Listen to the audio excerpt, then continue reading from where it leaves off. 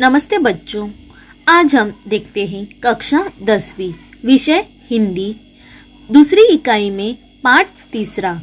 पाठ का नाम है श्रम साधना। पाठ के लेखक है श्री कृष्णदास जाजू। देखते हैं पाठ। गुलामी की प्रथा संसार भर में हजारों वर्षों तक चलती रही। उस लंबे अरसे में विद्वान तत्ववेत्ता और साधु संतों के रहते हुए भी वह चलती रही। देखो, गुलामी यानी दास्ता और तत्ववेत्ता यानी तत्वज्ञ। गुलाम लोग खुद भी मानते थे कि वह प्रथा उनके हित में है। प्रथा यानी रीति रिवाज उनके हित में है। फिर मनुष्य का विवेक जागृत हुआ। अपने जैसे ही हाड मांस और दुख की भावना रखने वालों को एक दूसरा बलवान मनुष्य गुलामी में जकड़ रखे। हित यानी कल्याण और भलाई। गुलामी में जकड़ रही। क्या यह बात न्यायोचित है? न्यायोचित यानी जो न्याय उचित होता है उसको बोलते हैं न्यायोचित। यह प्रश्न सामने आया। इसको हल करने के लिए आपस में युद्ध भी हुए। अंत में गुलामी की प्रथा मिट कर रही। इसी प्रकार राजाओं की संस्था की बात है। जगत भर में हजारों वर्षों तक व्यक्तियों का बादशाहों का राज्य चला, पर अंत में क्या किसी एक व्यक्ति को हजारों आदमियों को अपनी हुकूमत यानी शासन में रखने का अधिकार? यह प्रश्न खड़ा हुआ। उसे हल करने के लिए अनेक घनघार युद्ध हुए। घनघार यानी बहुत घना युद्ध हुआ और सदियों तक कहीं न कहीं झगड़ा चलता रहा। असंख्य लोगों को यातनाएं सहन करनी पड़ी। यातना यानी अति कष्ट सहन करना पड़ा। अंत में राज प्रथा मिट कर रही और राज सत्ता प्रजा के हाथ में आई। हजारों वर्षों तक चलती हुई मान्यताएं छोड़ देनी पड़ी। ऐसी ही कुछ बातें संपत्ति के स्वामित्व के बारे में भी है। स्वामित्व यानी मालिकाना के बारे में भी है। संपत्ति के स्वामित्व और उसके अधिकार की बात जानने के लिए यह समझना जरूरी है कि संपत्ति किसे कहते हैं और वह बनती कैसी है। आमतौर से माना जाता है कि रुपया, नोट या सोना चांदी का सिक्का ही संपत्ति है, लेकिन यह ख्याल गलत है, क्योंकि ये तो संपत्ति के माप तोल के साधन मात्र है। संपत्ति तो वे ही चीजें हो सकती है जो किसी न किसी रूप में मनुष्य के उपयोग में आती है। उनमें से कुछ ऐसी है जिनके बिना मनुष्य जिंदा नहीं रह सकता एवं कुछ सुख सुविधा और आराम के लिए होती है। अन्न, वस्त्र और मकान मनुष्य की प्राथमिक आवश्यकता है, जिनके बिना उसकी गुजर बसर नहीं हो सकती। इनके अलावा दूसरे अनेक चीजें से जिनके बिना मनुष्य कर सकता है। प्राथमिक यानी प्रारंभिक आवश्यकता है, जैसे गुजर बसर नहीं हो सकती है। उसके अलावा दूसरी अनेक चीजें हैं जो मनुष्य के बिना भी रह सकता है। प्रश्न उठता है कि संपत्ति रूपी ये सब चीजें बनती कैसी है? सृष्टि में जो नानाविध द्रव्य तथा प्राकृतिक साधन है, उनको लेकर मनुष्य शरीर श्रम करता है, तब यह काम की चीजें बनती है। और अंतः संपत्ति के मुख्य साधन दो है। सृष्टि के द्रव्य और मनुष्य का शरीर श्रम। यंत्र से कुछ चीजें बनती दिखती है, पर वे यंत्र भी शरीर श्रम से बनते हैं और उनको चलाने भी प्रत्यक्ष या अप्रत्यक्ष श्रम की आवश्यकता करनी पड़ती है। केवल मनुष्य बौद्धिक श्रम से कोई उपयोग की चीज नहीं बन सकती, अर्थात बिना शरीर श्रम के संपत्ति का निर्माण नहीं हो सकता। प्रत्यक्ष यानी जो आंखों के सामने हो, वो प्रत्यक्ष श्रम की आवश्यकता करनी पड़ती है। केवल बौद्धिक श्रम से कोई उपयोग की चीज नहीं बन सकती, तो उस काम करने के लिए शरीर श्रम के संपत्ति का भी निर्माण होना आवश्यक है। संपत्ति के स्वामित्व में शरीर श्रम करने वालों का स्थान क्या है? जो प्रत्यक्ष शरीर श्रम के काम करते हैं उन्हें तो गरीबी या कष्ट में भी आना जीवन बिताना पड़ता है और उन्हीं के द्वारा उत्पादित यानी उत्पन्न किया हुआ संपत्ति दूसरे थोड़े से हाथों में ही इकट्ठी होती रहती। श्रमजीवियों की बनाई हुई चीजें, श्रमजीवियों की यानी शारीरिक मेहनत के द्वारा जीवन निर्वाह करने वाला उसको कहते हैं श्रमजीवी। दूसरों के हाथों में जाकर उनके लेन देन से कुछ लोग मालदार बन जाते हैं। वर्ष भर मेहनत कर किसान अन्न पैदा करता है, लेकिन बहुत दफा तो उसकी खुद की आवश्यकता भी पूरी नहीं होती। वही अनाज व्यापारियों के पास जाकर उनको भगवान बनाता है, संपत्ति बनाती है, मजदूर और धन इकट्ठा होता है। उनके पास जो केवल व्यवस्था करते हैं, मजदूरी नहीं करते। जीवन निर्वाह या धन कमाने के लिए अनेक व्यवसाय ने व्यापार चल रहे हैं। लेखक कहते हैं कि जीवन में धन कमाने के लिए अनेक व्यापार करना पड़ता है। इनके मोटे तौर पर दो वर्ग किए जा सकते हैं। कुछ व्यवसाय ऐसे होते हैं जिनमें शरीर श्रम आवश्यक है और कुछ ऐसे हैं जो बुद्धि के बल पर चलाते हैं।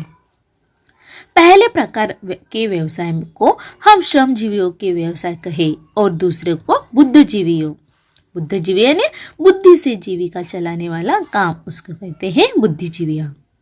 राज का चलाने वाले मंत्री आदि तथा राज के कर्मचारी ऊंचे पद से लेकर नीचे के क्लर्क तक, न्यायाधीश, वकील, डॉक्टर, अध्यापक, व्यापारी आदि ऐसे हैं जो अपना भरण पोषण बौद्धिक काम से करते हैं। भरण पोषण है जो पालन पोषण अपने बौद्धिक काम से करते हैं। शरीर श्रम से अपना निर्वाह यानी गुजारा करने वाले हैं। किसान, मजदूर, बढ़ई, राज, लुहार आदि समाज के व्यवहार के लिए इन बुद्धिजीवियों और श्रमजीवियों दोनों प्रकार के लोगों की जरूरत है, पर सामाजिक दृष्टि से इन दोनों के व्यवसाय के मूल्य में बहुत फर्क है। बुद्धिजीवियों का जीवन श्रमजीवियों पर आधारित है। ऐसा होते हुए भी दुर्भाग्य यह है कि श्रमजीवियों की मजदूरी एवं आमदनी कम है। समाज में उनकी प्रतिष्ठा नहीं और उनको अपना जीवन प्राय कष्ट में बिताना पड़ता है। व्यापारी और उद्योगपति यानी उद्योग चलाने वाला, अर्थशास्त्र ने यह नियम बताया है कि खरीद सस्ती से सस्ती और बिक्री महंगी से महंगी। मुनाफे में कोई मर्यादा नहीं। जो कारखाना मजदूरों के शरीर श्रम के बिना चल नहीं सकता, उसके मजदूरों को 1500 मासिक से अधिक भले ही न मिले, पर व्यवस्थापकों और पूंजी लगाने वालों को हजारों लाखों का मिलना गलत नहीं माना जाता है। मनुष्य में रहने से अर्थात समाज की कृपा से ही व्यवहार चलाने लायक बनता है। बालक प्राथमिक शाला से लेकर देश विदेश के ऊंचे से महाविद्यालय में सीखकर जो योग्यता प्राप्त करता है, वे शिक्षालय या तो सरकार द्वारा चलाए जाते हैं, जिनका खर्च आम जनता से टैक्स के रूप में से वसूल किए हुए पैसे से चलता है, या दानी लोगों की कृपा से जो कुछ पढ़ने से फीस दी जाती है, वह तो खर्च के हिसाब से नगण्य है। उसको समाज का अधिक कृतज्ञ रहना चाहिए। कृतज्ञ यानी उपकार मानने वाला। उस पैसे के बल पर वह विद्या पढ़कर योग्यता प्राप्त कर सका। इस सारी शिक्षा में जो कुछ ज्ञान मिलता है, वह भी हजारों वर्षों तक अनेक तपस्वियों ने मेहनत करके जो कण कण संग्रहित कर रखा है। कण कण यानी जो कण कण एकत्र कर रखा है, उसी के बल पर मिलता है। व्यापारी और उद्योगपति भी व्यापार की कला विद्यालय से, अपने साथियों से एवं समाज से प्राप्त करते हैं। जब अपनी योग्यता प्राप्त करने में हमारा खुद का हिस्सा अल्पतम यानी बहुत कम है, और समाज की कृपा का अंश अत्यधिक, तो हमें जो योग्यता प्राप्त हुई है उसका उपयोग समाज को अधिक से अधिक देना और उसके बदले में समाज से कम लेना, यही न्याय तथा हमारा कर्तव्य ने जिसे करना उचित हो माना जा सकता है। चल रहा है कुछ उल्टा है। व्यक्ति समाज को कम से कम देने की इच्छा रखता है, समाज से अधिक लेने का प्रयत्न करता है। कुछ भी न देना पड़े तो उसे रज नहीं होता। रंज यानी दुख, शोक। यह गंभीर बुनियाद यानी आरंभिक सवाल है कि क्या बुद्धि का उपयोग विषम व्यवस्था को कायम रखकर पैसे कमाने के लिए उचित रहे। यह तो साफ दिखता है कि अर्थात आर्थिक विषमता यानी असमानता का एक मुख्य कारण जो बुद्धि का ऐसा उपयोग है। शोषण यानी अनुचित व्यवहार भी प्राय उसी से होता है। समाज में जो आर्थिक और सामाजिक विषमताएं चल रही है उससे जिससे पोषण और शांति होती है, उसे मिटाने के लिए जगत में अनेक योजनाएं अब तक सामने आई और इनमें कुछ पर अमल भी हो रहा है। अहिंसा द्वारा यह जटिल प्रश्न हल करना तो गांधी जी ने इस आशय का सूत्र बताया। पेट भरने के लिए हाथ पैर और ज्ञान प्राप्त करने के ध्यान देने के लिए बुद्धि। ऐसी व्यवस्था को ही हर एक को 4 घंटे शारीरिक श्रम करना पड़े और 4 घंटे बुद्धि काम करने का मौका मिले और 4 घंटों तक शरीर श्रम से इतना मिल जाए कि उसका निर्वाह चल सके। अभी समाज में यह चल रहा है कि बहुत से लोग अपने अजीविक शारीरिक श्रम से चलाते हैं और थोड़े बौद्धिक श्रम से। जिनके पास संपत्ति अधिक है वे आराम में रहते हैं। अनेक लोगों में श्रम करने की आदत भी नहीं है। इस दशा में उक्त नियम का अमल होना है दूर की बात है। फिर भी उसके पीछे जो तथ्य है वह हमें स्वीकार करना चाहिए। भले ही हमारी दुर्बलता के कारण हम उसे ठीक तरह से निभा सके, क्योंकि आजीविका की साधन सामग्री किसी न किसी के श्रम बिना हो नहीं सकती। इसलिए बिना शरीर श्रम के इसे उसी सामग्री का उपयोग करने का न्यायोचित अधिकार हमें नहीं मिलता। अगर पैसे के बल पर सामग्री खरीदते हैं तो उसी पैसे को जड़ भी अंत में श्रम ही है। धनिक लोग अपनी ज्यादा संपत्ति का उपयोग समाज के हित दृष्टि के तौर पर करें। संपत्ति ज्ञान यज्ञ और बुदान यज्ञ का ही आखिर आशय यानी मतलब अर्थ क्या है। इसके पास आवश्यकता है जो कुछ अधिक है उस पर हम अपना अधिकार न समझकर उसका उपयोग दूसरे के लिए करें। यह भी बहस चलती है कि धनियों के दान से सामाजिक उपयोग के अनेक बड़े बड़े कार्य होते हैं, जैसे अस्पताल, विद्यालय आदि। अगर व्यक्तियों के पास संपत्ति इकट्ठी न हो तो समाज को भी लाभ कैसे मिलेंगे।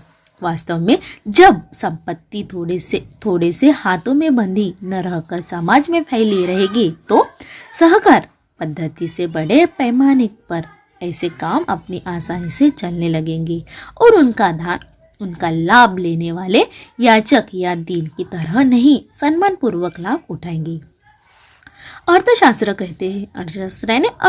का ज्ञाता कहते हैं कि उत्पादन की प्रेरणा के लिए व्यक्ति को स्वार्थ के लिए अवसर देने होंगे, वरना देश में उत्पादित और संपत्ति नहीं बढ़ सकेगी, बचत भी नहीं होगी। अनुभव बताता है कि पूंजी गरीबी या बेकारी की समस्या हल नहीं कर सकी। नैतिक दृष्टि से भी स्वार्थ वृत्ति का पोषण करना योग्य नहीं है। नैतिक यानी नीति संबंध। बहुत करके स्वार्थ का अर्थ होता है परार्थ की हानि। उसी में स्पर्धा बढ़ती है। स्पर्धा यानी प्रतियोगिता बढ़ती है, जिसके फलस्वरूप कुछ थोड़े से लोग भी लाभ उठा सकते हैं। बहुसंख्य लोगों तो हानि भी पहुंचती है। मानवोचित यानी मानव के लिए उचित सहयोग की जगह जंगल का कानून या मत्स्य न्याय चलता है। आखिर यह देखना है कि समाज का कल्याण किस वृत्ति से होगा। अगर समाज में स्वार्थ वृत्ति के लोग अधिक हो तो कल्याण की आशा रखी जा सकती है। समाज तो परोपकार वृत्ति के बल पर ही ऊंचा उठ सकता है। संपत्ति बढ़ाने के लिए स्वार्थ का आधार दोषपूर्ण नहीं। इसी संबंध में कुछ भाई अमेरिका उदाहरण पेश करते हैं। कहते हैं कि जिनके पास संपत्ति इकट्ठी हुई है उन पर कर लगाकर कल्याणकारी राज्य की स्थापना की जाए। उसी आधार पर भारत को कल्याणकारी राज्य बनाने की बात चली। कल्याणकारी राज्य का अर्थ यह समझा जाता है कि सब तरह दुर्बलों को राज्य सत्ता द्वारा मदद मिले।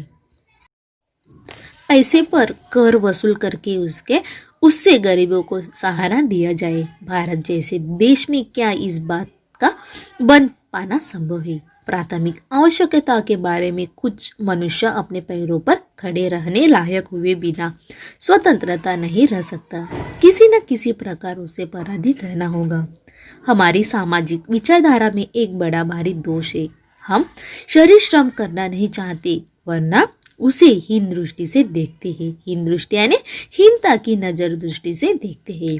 जिनको शरीर श्रम करना पड़ता है उन्हें समाज में हीन दर्जे का मानते हैं। अमीर या गरीब कोई भी श्रम करना नहीं चाहता।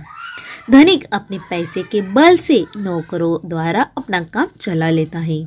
गरीब भूख की लाचारी से श्रम करता है। लाचारी यानी विवरता करता है। हमें यह वृत्ति बदलनी चाहिए। वृत्ति यानी मन की व्यवस्था बदलनी चाहिए। शरीर श्रम की केवल प्रतिष्ठा यानी सम्मान स्थापित कर संतोष नहीं मानना है। उसके लिए हमारे दिल में प्रीति होनी चाहिए। प्रीति यानी प्यार लगा होना चाहिए। आज श्रमिक की कर्तव्य परायण नहीं रहा है। कर्तव्य परायण यानी कर्तव्य के प्रति निष्ठावान। श्रम की प्रतिष्ठा बढ़ाना उसी के हाथ में है। जिस श्रम में मसाज को जिंदा रखने की क्षमता है, उस श्रम का सही मूल्य अगर श्रमिक जान लेगा तो देश में आर्थिक क्रांति होने में देर नहीं लगेगी। क्रांति यानी स्थिति में भारी फेरबदल। गांधी जी ने श्रम और श्रमिक की प्रतिष्ठा स्थापित करने के लिए ही रचनात्मक कार्यों को लोक चेतना का माध्यम बनाया। उनकी मान्यता के अनुसार हर एक को नित्य उत्पादन करना चाहिए। उत्पादक यानी उत्पन्न करने वाला। यह उन्होंने श्रमिक की प्रतिष्ठा कायम करने के लिए किया। अब कुछ समय से जगत के सामने दया की जगह समता का विचार आया है। यह विषमता कैसे दूर हो?